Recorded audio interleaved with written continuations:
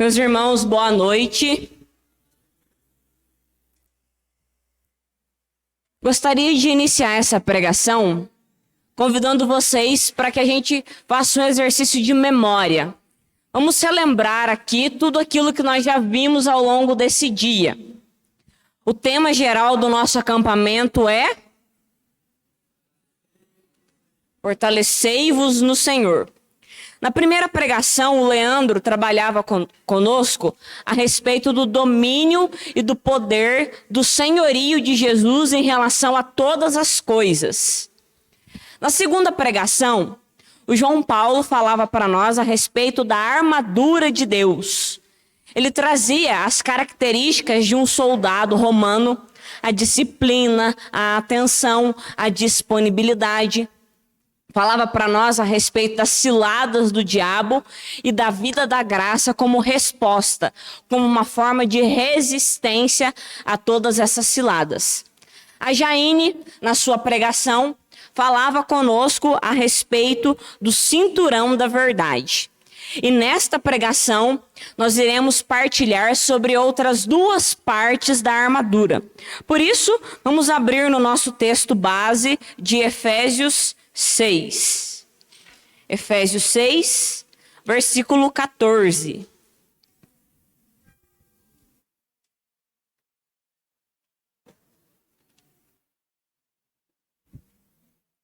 Efésios 6, 14.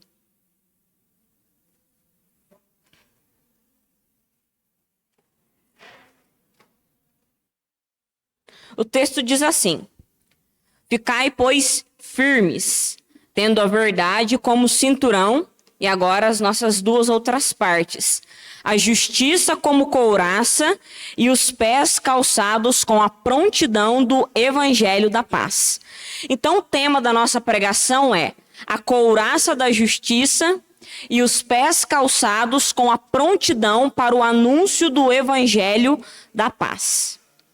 Vamos iniciar pela primeira parte da armadura, a couraça da justiça. Essa é a nossa primeira parte, a couraça da justiça. E a primeira coisa que nós vamos partilhar é o que a couraça da justiça protege. Qual parte do nosso corpo ela protege? Nós podemos olhar aqui para o nosso A couraça da justiça, ela é posta aqui na nossa caixa torácica. Ela tem uma parte posterior e uma parte anterior. E ela vai da cintura até o pescoço. Qual que é a finalidade da couraça? Proteger os nossos órgãos vitais.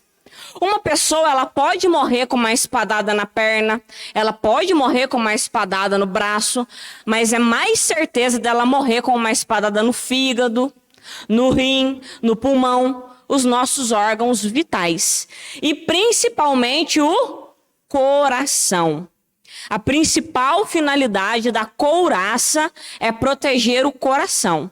E eu quero chamar a atenção de vocês para o coração nesse momento. A Sagrada Escritura, em vários momentos, vai falar sobre o coração. E quando a Sagrada Escritura fala de coração, ela não está querendo se referir especificamente ao órgão coração, mas sim ao coração enquanto lugar da nossa decisão. É no coração que nós guardamos os nossos afetos, que nós protegemos os nossos amores, que nós guardamos aquilo que é importante para nós. E nós somos aquilo que nós amamos.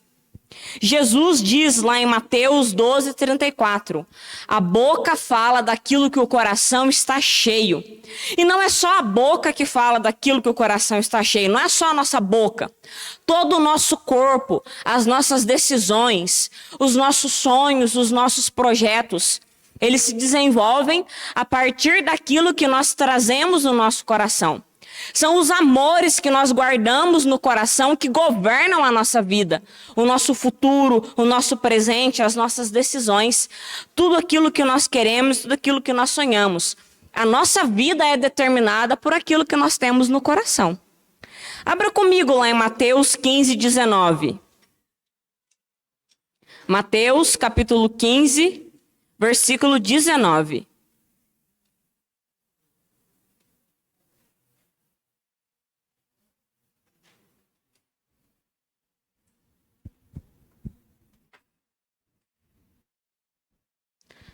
Mateus, capítulo 15, versículo 19.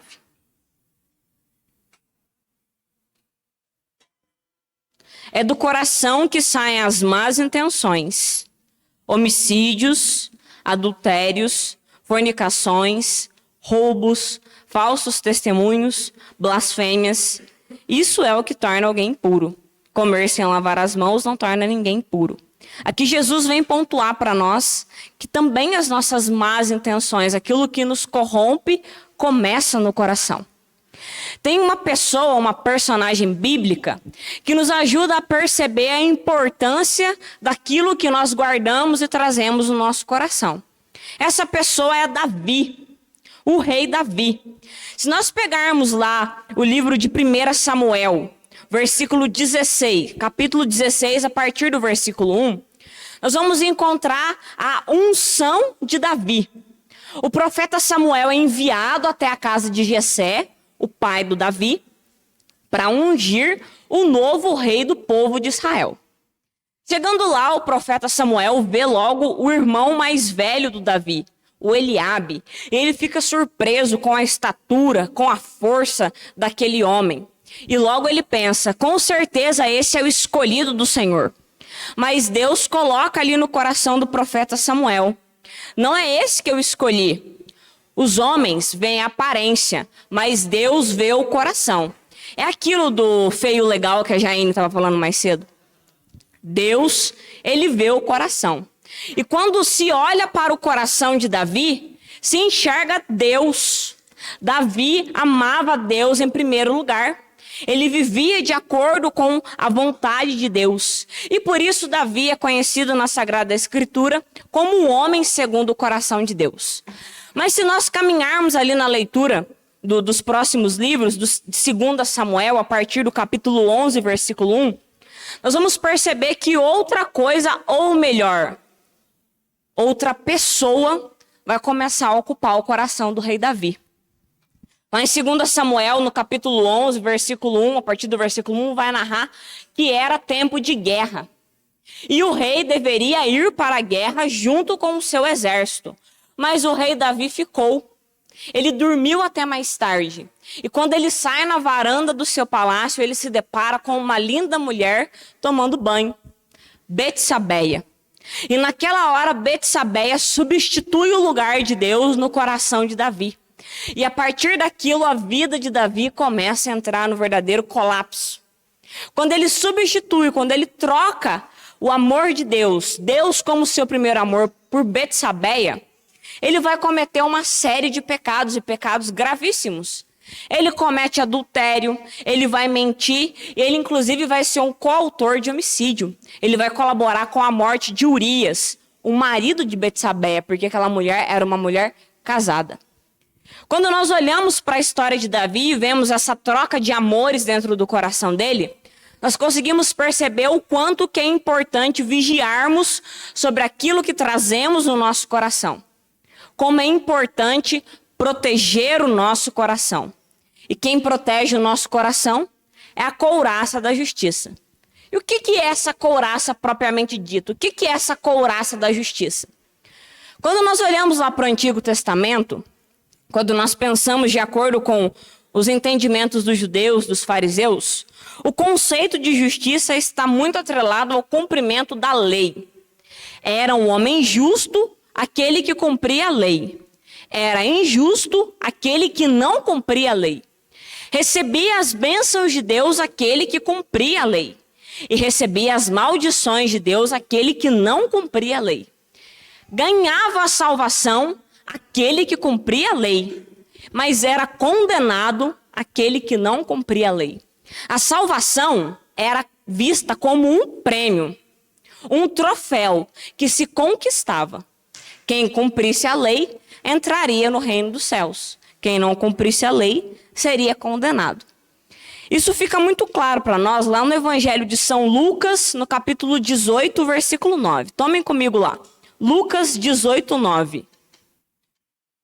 Lucas 18, 9.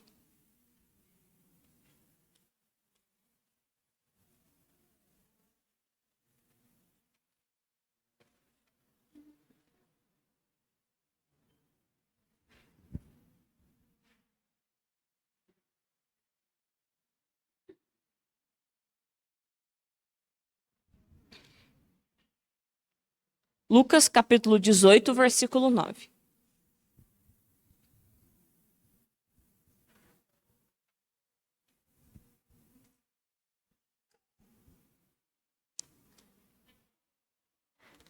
Para alguns que confiavam na sua própria justiça e desprezavam os outros, Jesus contou esta parábola. 2 homens subiram ao templo para orar. Um era fariseu, o outro publicano. O fariseu de pé orava assim em seu íntimo: Deus, eu te agradeço porque não sou como os outros, ladrões, desonestos, adúlteros, nem como esse publicano. Jejuo 2 vezes por semana e pago o dízimo de toda a minha renda. O publicano, porém, ficou à distância e nem se atrevia a levantar os olhos para o céu, mas batia no peito dizendo: Meu Deus, sê propício para mim que sou pecador. Eu vos digo, este último voltou para casa justificado, mas o outro não. Com efeito, todo o que se exaltar será humilhado, e o que se humilhar será exaltado. Esse texto nos ajuda a perceber que o que nos justifica não são os nossos esforços, não é o cumprimento da lei, e que nós não somos salvos pelos nossos méritos. Esse fariseu acreditava que a justificação, que ele era justo porque ele fazia coisas para Deus. São Paulo vai nos mostrar o que realmente nos justifica. Qual é a justiça que nos salva? Agora vamos pegar lá em Efésios 2:1. Efésios 2:1.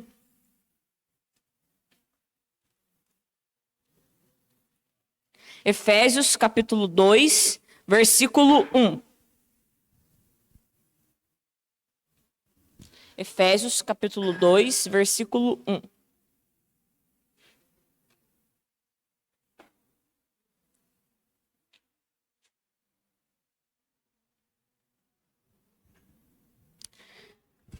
O texto diz assim: E vós estáveis mortos por causa de vossas transgressões e pecados, nos quais andastes outrora, seguindo o mentor deste mundo, seguindo o chefe das potências dos ares, o espírito que atualmente está agindo nos rebeldes. Entre eles, vivemos todos nós, outrora, nos desejos da nossa carne, fazendo a vontade da carne e dos pensamentos, e como os demais éramos por natureza destinados à ira. Deus, porém, rico em misericórdia, pelo imenso amor com que nos amou, quando ainda estávamos mortos por causa dos nossos pecados, deu-nos a vida com Cristo. É por graça que fostes salvos. Ressuscitou-nos com Ele e com Ele fez-nos sentar nos céus em Cristo Jesus. Assim, por sua bondade para conosco no Cristo Jesus, Deus quis mostrar nos séculos futuros a incomparável riqueza de sua graça. É pela graça que fostes salvos mediante a fé. E isso não vem de vós, é dom de Deus. Não vem das obras, para que ninguém se glorie. Somos feitos por Ele, criados em Cristo Jesus, em vista das boas obras que preparou de antemão para que nelas caminhemos. Meus irmãos, a nossa salvação, ela não é prêmio, ela é presente. A nossa salvação é dom de Deus, não decorre dos nossos méritos, dos nossos esforços, não decorre do cumprimento da lei, é dom de Deus, é graça, é amor de Deus derramado em nossos corações. As portas dos céus não foram abertas pelo nosso esforço, mas sim pelo sacrifício de Jesus. Nós precisamos tomar muito cuidado para não olhar para Deus e nos julgarmos credores dele. Julgarmos que ele deve algo para nós. Em Mateus 7:22 diz: Senhor, Senhor, não profetizamos em teu nome? Não expulsamos demônios em teu nome? Não fizemos muitos milagres em teu nome? E o que Jesus responde? Afastai-vos de mim, vós que praticais o mal, eu não vos conheço. Nós não somos credores de Deus. Nós não podemos achar que Deus nos deve nada. Tudo que Deus nos dá é graça, é dom. Até aquilo que nós fazemos para Deus, os serviços que nós prestamos para o reino de Deus, é graça que Ele nos permite. É aquele velho exemplo do filho que quer presentear o pai, mas não tem dinheiro. Ele vai, pede o dinheiro ao pai e com o próprio dinheiro do pai, compra o presente para dar para o pai. É isso que Deus faz conosco. É isso que o nosso Senhor faz conosco. A sua graça nos assiste. A sua graça é que nos salva. Estar revestido da couraça da justiça, meus irmãos, é viver essa dependência da graça de Deus. Estar revestido da couraça da justiça é entender que a graça de Deus é quem nos salva. E aí nós podemos pensar naquela famosa frase: a graça pressupõe a nossa cooperação. A graça pressupõe a nossa cooperação. Onde que fica a nossa cooperação nisso tudo? Cooperar com Deus é muito importante, mas a nossa cooperação por si só não faz nada na nossa vida. A nossa cooperação, ela abre espaço no nosso coração para Deus agir. Pergunto para vocês: vocês acreditam que quanto mais uma pessoa reza, mais santa ela fica? Vocês acham que essa máxima é verdadeira? Quanto mais uma pessoa reza, mais santa ela fica? Sim ou não? Sim. Mas não é a nossa oração que nos santifica. É porque quanto mais nós rezamos, mais espaço, mais tempo nós damos para Deus agir na nossa vida e nos transformar. Não é a minha oração que me muda, mas é que quando eu me coloco em oração, eu estou dando espaço, eu estou dando liberdade para Deus agir e transformar a minha história e transformar o meu coração. Portanto, estar revestido da couraça da justiça é aprender isso, é aprender a depender da graça de Deus. Nós podemos ainda entender o revestimento, a couraça da justiça, no segundo sentido, atrelado à virtude. Nós temos as virtudes teologais, fé, esperança e amor. E nós temos as virtudes cardeais, que é a prudência, a fortaleza, a temperança e a justiça. O Catecismo da Igreja Católica, lá no parágrafo 1807, quando vai explicar para nós da virtude e da justiça, traz aquela frase de Jesus: dai a César o que é de César e dai a Deus o que é de Deus. E novamente eu vos pergunto: o que é que nós devemos dar a Deus? O que é que nós devemos entregar a Deus? O que é de Deus por direito? A nossa vida, o nosso coração. Nós devemos dar a Deus o nosso primeiro amor. Deus, ele merece toda a centralidade da nossa vida. E sempre que eu prego sobre essa questão de ter Jesus como centro da nossa vida, eu gosto de trazer o exemplo do sistema solar. Imagina aí o sistema solar. Quem que está no centro do sistema solar? O Sol. Do Sol emana uma força poderosa que sustenta todo o sistema solar. Do Sol emana uma força gravitacional que sustenta todos os planetas. Se nós tirarmos o Sol e colocarmos a Terra no lugar do Sol, o que vai acontecer com o sistema solar? Vai entrar em colapso, vai arrebentar tudo. Porque a Terra ou qualquer outro planeta não tem a força que o Sol tem para manter a sustentação do nosso sistema solar. E isso se aplica à nossa vida. Jesus não quer estar no centro da nossa vida porque ele é egocêntrico. Jesus, ele quer estar no centro da nossa vida porque ele é a única pessoa que tem força para sustentar a nossa vida em todos os sentidos e em todas as dimensões. Se nós colocarmos a nossa família no centro da nossa vida, nós vamos falhar no nosso trabalho, nós vamos falhar na comunidade, nós vamos falhar nos nossos estudos, porque a nossa família não tem força suficiente para sustentar a nossa vida e as outras dimensões da nossa vida.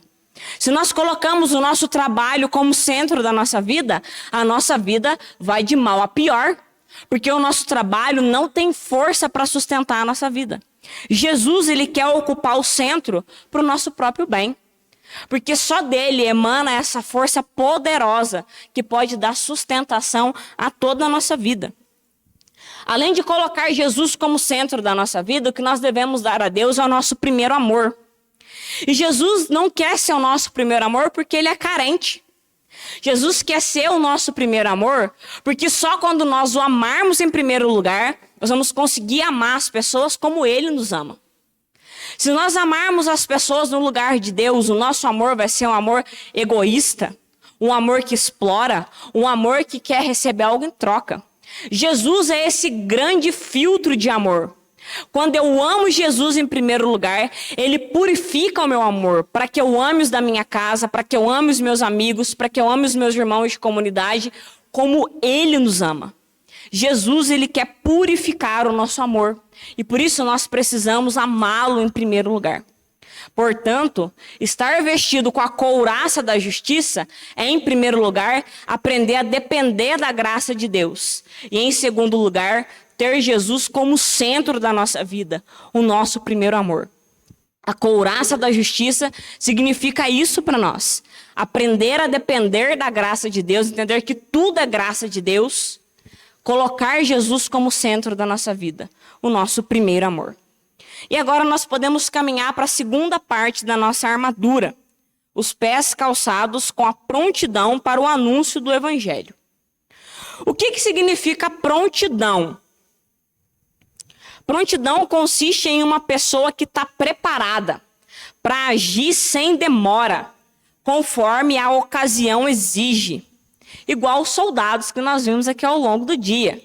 Estavam preparados, prontos para agir sem demora.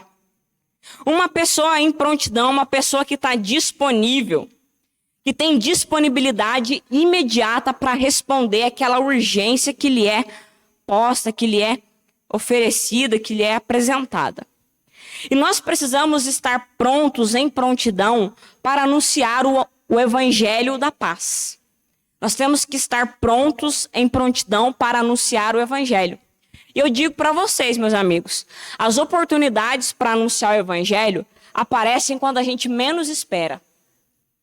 Quando menos você espera, a oportunidade para anunciar o Evangelho se apresenta diante de nós.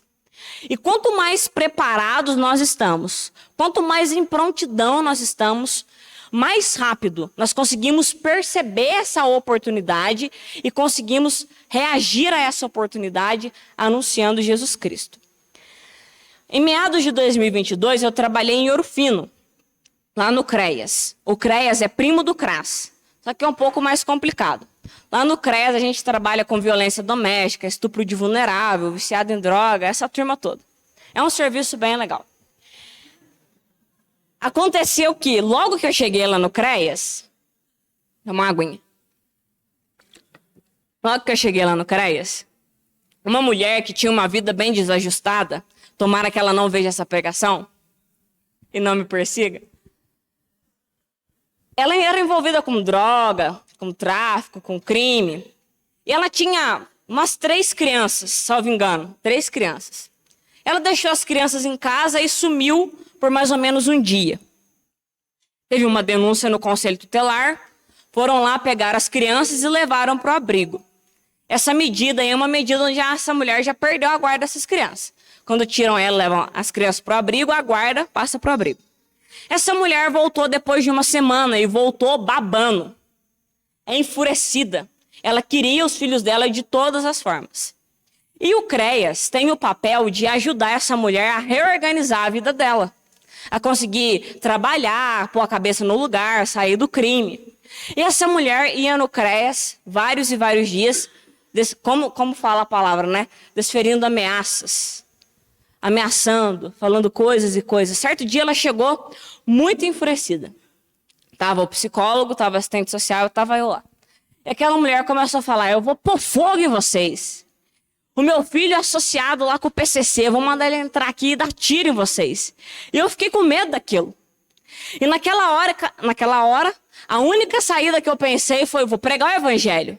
Mas eu não estava preocupado em salvar a vida dela, eu queria salvar a minha. Porque ela falou que o filho dela estava lá fora. Eu vou pregar o Evangelho. E aí aquela mulher sentou e eu comecei a pregar para ela, porque era a nossa única arma. Era uma oportunidade que se apresentou do nada. E eu falei para aquela mulher: olha, Deus te ama. Deus está vendo o teu sofrimento. E Deus não vai te abandonar. Deus quer transformar a sua vida. Eu preguei, aquela mulher chorou. Eu dei um abraço nela e quando abracei ela eu dei graças a Deus porque a nossa vida estava salva. Eu não sei que fim que ela tomou. Depois eu saí do CREAS, não sei. Que Deus tenha tocado no coração dela. Mas por que eu contei essa história para vocês, meus amigos? Porque as oportunidades aparecem quando a gente menos espera. E por isso nós precisamos estar em prontidão, preparados. Existem muitas coisas que nos deixam prontos para essas oportunidades. Mas nessa noite eu quero destacar duas coisas com vocês. A primeira delas é a formação. Pega comigo lá em 1 Timóteo 4,12. 1 Timóteo 4,12.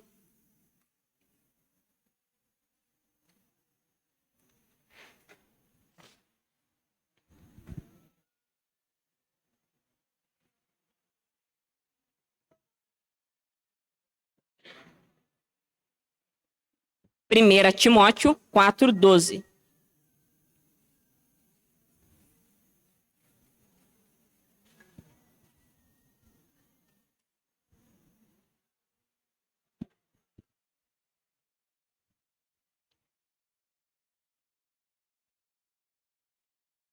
O texto diz assim: ninguém te menospreze por seres jovem. De tua parte, procura ser para os que creem um exemplo, pela palavra, pela conduta, pelo amor, pela fé, pela castidade. Até que eu chegue aí, dedica-te à leitura, à exortação, ao ensino. Não te descuides do carisma que está em ti, que te foi dado mediante uma profecia, acompanhado pela imposição das mãos dos presbíteros.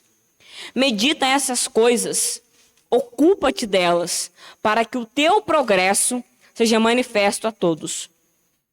Está atento a ti e ao que ensinas. Persevera nessas disposições e nessas práticas. Agindo assim, salvarás a ti mesmo e aos que te escutam. São Paulo ele vai pedir a Timóteo que se forme, que estude, que se forme, que cresça em formação. E o que é a formação, meus amigos? Ela é o crescimento, o amadurecimento, o aprofundamento nos ensinamentos da nossa fé, no conhecimento de Jesus. A formação ela é o alimento sólido que nos dá sustento na caminhada. É a partir da formação que nós saímos da superfície e criamos raízes. Quem não se forma, estagna na fé e retroage. Conforme a gente vai caminhando na vida de fé, nós precisamos progredir. Quem não progride, desce ladeira abaixo. Nós não podemos parar, nós precisamos crescer em formação. E como é que a gente se forma? Onde que a gente vai encontrar essa formação? Em primeiro lugar, a palavra de Deus. Nós precisamos conhecer a palavra de Deus, precisamos ler a Bíblia, precisamos conhecer principalmente os evangelhos. Se possível, decore os evangelhos. Decore os evangelhos. É a nossa primeira fonte de formação. Nós temos ainda o catecismo da Igreja Católica, uma profunda fonte de formação. Temos a leitura de bons livros, Raniero Cantalamessa, Bento XVI. Nós temos as formações que a comunidade nos oferece. Escola Paulo Apóstolo, Vida Carismática. Todos esses são recursos para a gente crescer em formação, no conhecimento de Deus, no conhecimento da nossa fé. Mas nós não podemos cair no risco de achar que a gente só aprende lendo. Existe um lugar onde nós conhecemos e recebemos uma formação que nenhum livro é capaz de nos ensinar. Esse lugar é a comunidade.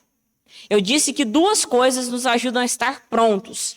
A primeira é a formação e o segundo é a comunidade. Na comunidade, meus amigos, nós vivemos o evangelho encarnado. Como é que Jesus formou os 12 apóstolos? Quais livros Jesus recomendava para eles ler? Vocês encontram algum aí no evangelho?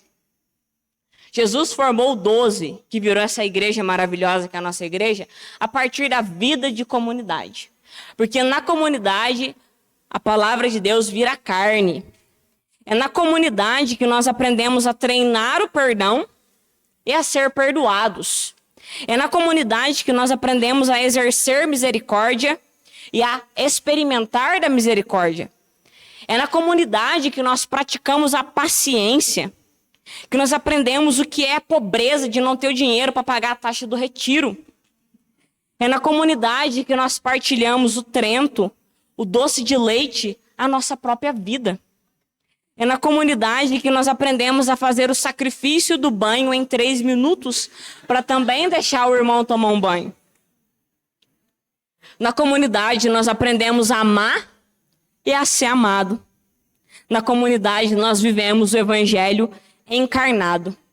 Por isso, meu amigo, minha amiga que está aqui hoje, você não pode se contentar simplesmente em ir no grupo de jovens. Porque Deus não te quer como um participante, Ele te quer como uma comunidade. Fala isso para essa pessoa que está do seu lado. Você não veio para ser participante, mas comunidade.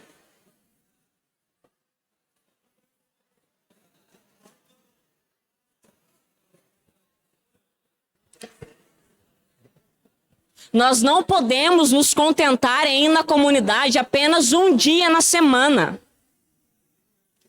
Um dia na semana não é suficiente para quem é comunidade. O projeto de Deus para nós não é apenas participar, mas é ser comunidade. Portanto, nós ficamos prontos para o anúncio do evangelho a partir da formação e da vida de comunidade. Meus amigos, nessa pregação nós refletimos sobre as duas partes da armadura. A couraça da justiça, que é aprender a depender da graça de Deus, e a ter Jesus como centro, como o nosso primeiro amor. E nós também vimos sobre as sandálias da prontidão. O que nos deixa preparados é a formação e a vida em comunidade. E tudo isso que nós vimos agora e ao longo do dia é tudo muito bonito. É tudo muito lindo. Mas não pode só ficar no papel. Não pode só ficar aqui no nosso intelecto. Tem que descer para o coração. Porque senão quarta-feira ninguém vai lembrar de mais nada. Tudo isso que nós estamos vivendo aqui não pode ficar na superficialidade. Precisa descer, precisa penetrar o nosso coração. E quem faz isso em nós é uma pessoa muito especial chamada Espírito Santo. Para a gente encerrar, pega comigo em Ezequiel 36, 26. Ezequiel 36, 26.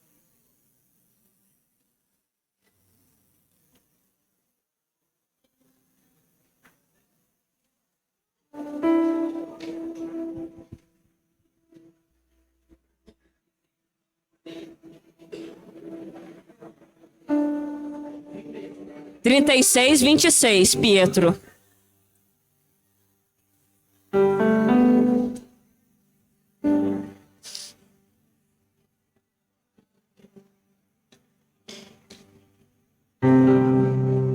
Ezequiel 36, 26.